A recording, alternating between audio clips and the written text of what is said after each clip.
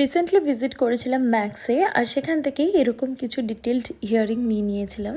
প্রথমেই ছিল এরকম সিলভারের ডিজাইন করা ইয়াররিং, এই তিনটের দাম ছিল 199 করে। নেক্সট ছিল এই গোল্ডেন লিটল ডিটেলড হুপ ডিজাইন, এটা একটু ডিফারেন্ট টাইপের ছিল, আমার বেশ ভালো লেগেছে, এটার দাম 149 ছিল।